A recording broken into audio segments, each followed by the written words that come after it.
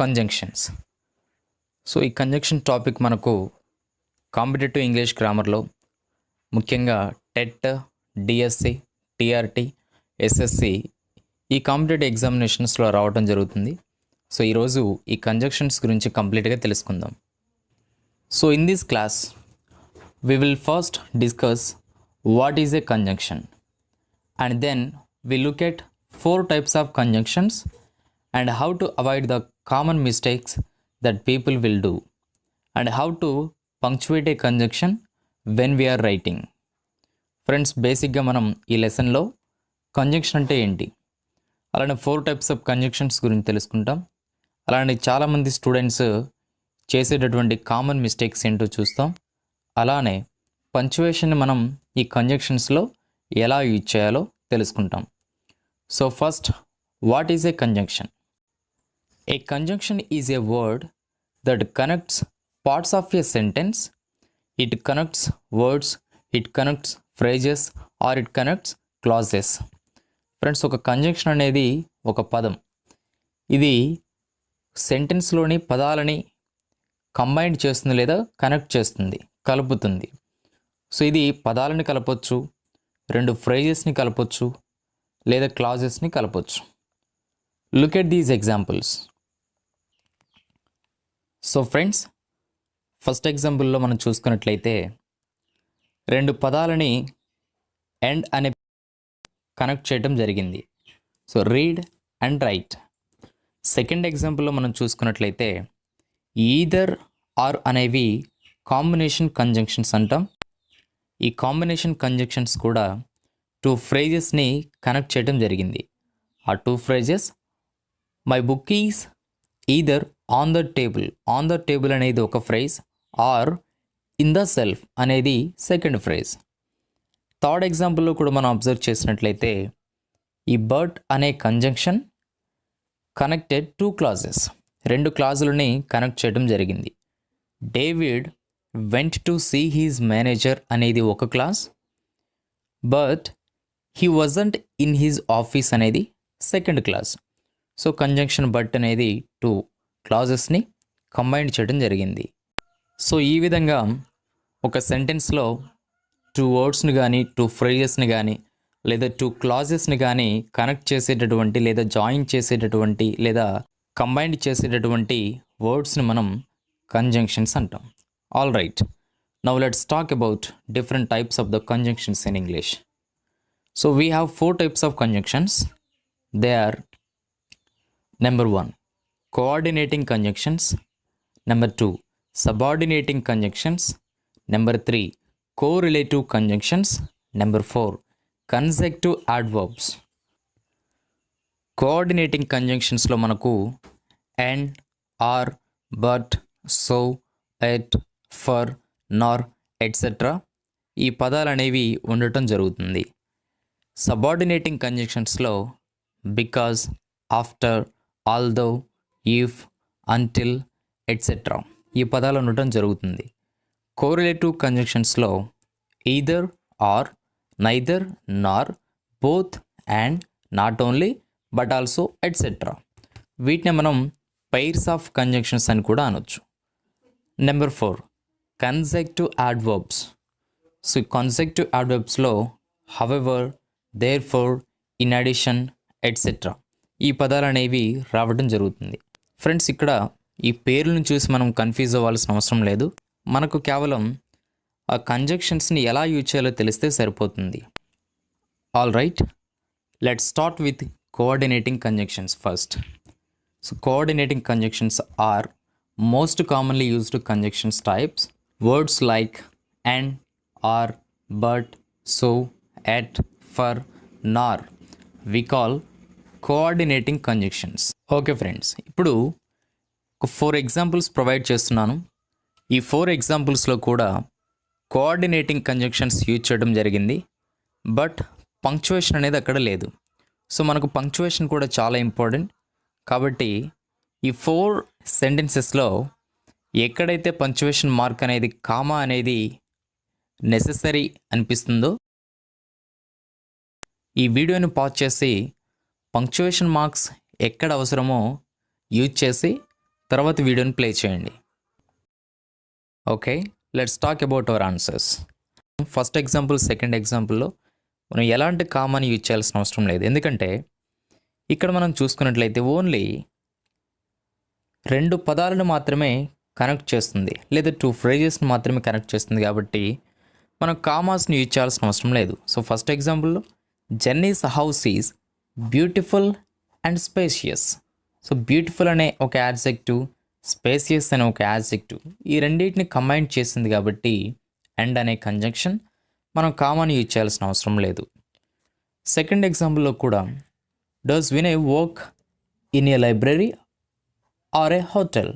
So ఇందులో కూడా a library అనే ప్లేస్, ఏ హోటల్ అనే ప్లేస్ని యూజ్ చేయడం జరిగింది కాబట్టి ఈ కంజంక్షన్ ఆర్ అనేది యూజ్ చేయడం జరిగింది. సో ఇక్కడ మనం ఎలాంటి కామాని యూజ్ చేయాల్సిన అవసరం లేదు. థర్డ్ అండ్ ఫోర్త్ ఎగ్జాంపుల్స్లో మనం చూసుకున్నట్లయితే అక్కడ మనకు 2 కంటే ఎక్కువ ఫైండ్ అవుట్ చేయడం జరిగింది కంజంక్షన్స్ ముందు. So then we have to use commas here to separate the items or words. So third ఎగ్జాంపుల్లో we need to buy sugar, butter, flour and vanilla extract. So similarly in the number 4 sentence also 3 items. So మనం కామర్స్ని use చేయాల్సి ఉంటుంది. So they are I'm still trying to decide whether to learn guitar, piano, or violin. So friends, ఇలా 2 items ఉంటే మనం ఎలాంటి commas use చేయాల్సిన అవసరం లేదు, పంక్చువేషన్ మార్క్. కానీ మోర్ దెన్ 2 ఉంటే మాత్రం ఆ కంజంక్షన్స్ ముందు వరకు కూడా మనం ఈ కామాస్ యూజ్ చేయాల్సి ఉంటుంది. Okay friends, let's move on to another type of conjunction with punctuation rules, that is subordinating conjunctions.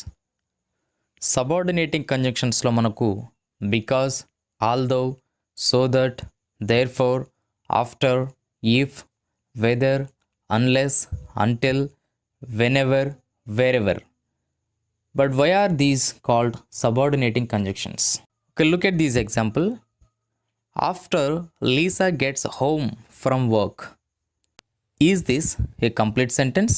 It's giving complete meaning? No. ఇది మనకు కంప్లీట్ మీనింగ్ అనేది ఇవ్వటం లేదు. Because there is a word after. Friends, ఈ సెంటెన్స్లో మనం చూసుకున్నట్లయితే after అనే పదం ఉంది.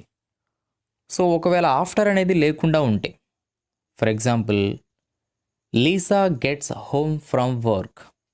సో దీనికి ఒక మీనింగ్ అనేది ఉంది.